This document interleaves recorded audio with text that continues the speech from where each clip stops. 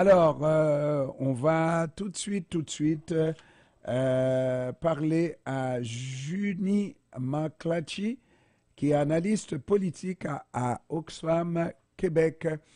Bon après-midi, Madame McClatchy. Ça va bien? Bon après-midi, ça va bien et vous? Oui, ça va très bien.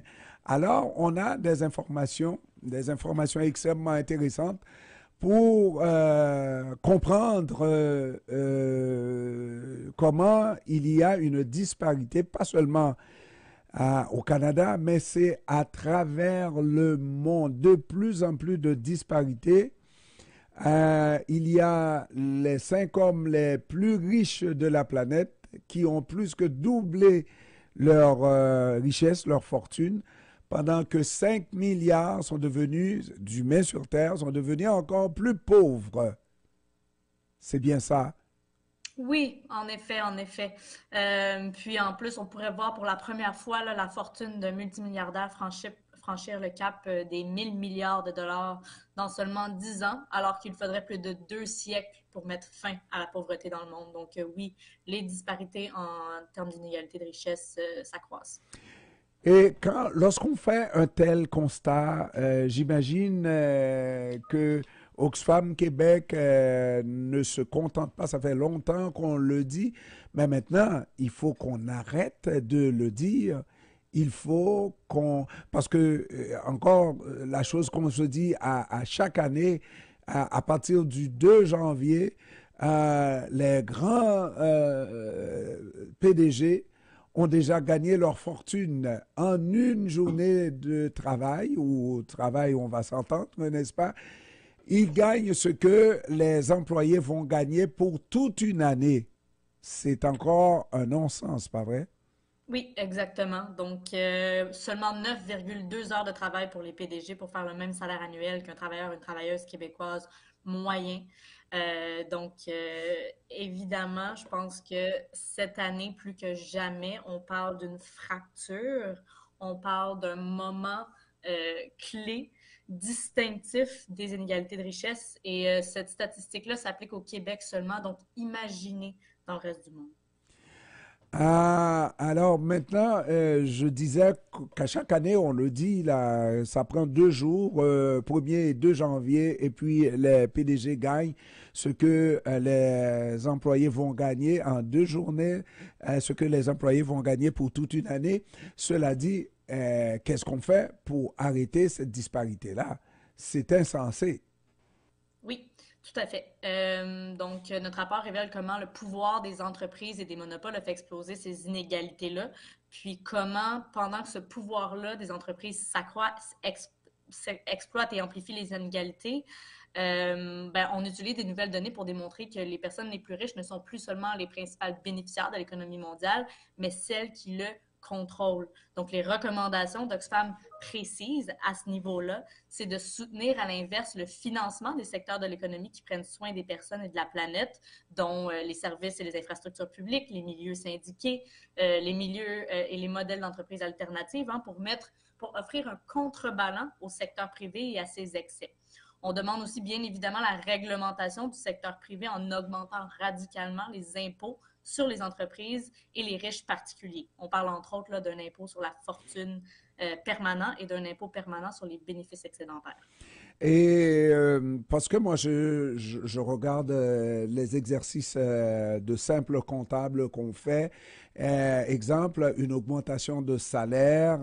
Si cette augmentation de salaire pour les salariés, on s'entend, ne s'accompagne pas d'autres mesures et que les prix augmentent automatiquement et parallèlement, ça revient à la même chose. On peut même, avec une augmentation de salaire, s'appauvrir. Tout à fait, tout à fait. Puis je pense qu'au Québec, on le voit bien hein, avec les grèves actuellement dans le secteur public, on ne demande pas seulement une augmentation de salaire, mais une amélioration des conditions de travail. Puis non seulement le pouvoir d'achat du Québécois moyen actuellement a diminué de 2 000 dollars, ce qui veut dire que le Québécois moyen s'appauvrit de 2 000 dollars. Pourquoi? À cause de l'inflation au Québec et au Canada. Qui contrôle cette inflation-là? Les entreprises, les grandes entreprises et les monopoles, parce qu'elles vont constamment réinvestir les profits au sein des mains de leurs principaux actionnaires et au sein des mains de leurs PDG, au lieu de les réinvestir au sein même de leurs entreprises auprès des travailleurs et de la société.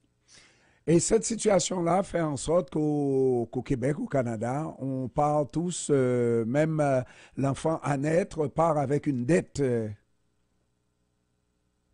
Oui, oui, on part à la base avec une dette, puis c'est un peu là où on demande au gouvernement d'intervenir et d'investir, hein, parce que l'argent, elle est là. Oxfam ne demande pas des mesures, ne demande pas de mettre des lunettes roses et de trouver du financement. L'argent, l'investissement, elle est là et elle est entre les mains du 1% global, entre les mains du 1% canadien et entre les mains du 1% québécois. Ce qu'on demande, ce sont des mesures de redistribution de cet argent-là et de contrôle de l'accumulation de la richesse. Et comment on contrôle, comment on redistribue cette richesse? Parce que, et ce que vous devriez dire, excusez-moi, c'est la richesse est déjà là. On n'a Exactement. pas à la créer. Oui, on peut contribuer à augmenter cette richesse, mais elle est là contrairement à certains pays dans le monde où il n'y a pas de richesse, n'est-ce pas? Donc, c'est une question de redistribution qui fait défaut. Exactement, c'est une question de redistribution et aussi, c'est bien évident, le rapport d'Oxfam, ce qu'il met en lumière également, là, c'est la limitation des paradis fiscaux et de l'évasion fiscale. Parce qu'on sait que plusieurs entreprises, qu'elles soient canadiennes, américaines, québécoises, peu importe, vont investir dans les paradis fiscaux et, par le fait même, vont priver le secteur public de ressources importantes de financement et d'investissement dans notre société. Donc, on parle d'évasion fiscale, on parle de redistribution des richesses, comme j'expliquais, auprès des infrastructures publiques, puis également d'investissement dans les modèles d'entreprises alternatives, hein, parce que Oxfam, on ne démonise pas le secteur privé. Il y a des bons modèles qui existent, des modèles qui mettent de l'avant le travailleur et non pas le profit, hein. On pense entre autres aux coopératives au Québec qui sont très, très, très importantes. Donc, l'argent, elle est là, vous l'avez bien dit, c'est une question de volonté politique et les inégalités actuelles, c'est le résultat d'un choix politique. Elles ne sont pas fatalités, là. Et puis, dernière question, lorsqu'on regarde ces inégalités-là, on dit que le système, moi-même en tout cas, c'est ma réflexion, frappe un nœud, frappe ces contradictions, tous à ces contradictions, puisque ça dépend aussi des gens ordinaires pour soutenir cette économie, parce que si on est milliardaire, c'est par rapport à celui qui n'a absolument rien qu'on peut comptabiliser jusqu'à 1 milliard, 2 milliards, n'est-ce pas? Euh, L'autre est important aussi, et donc si vous continuez à lui tordre des bras, le système va s'effondrer d'une certaine manière. La volonté politique et la volonté populaire, je ne devrais pas dire la volonté politique, pardon, mais la volonté populaire, elle est là.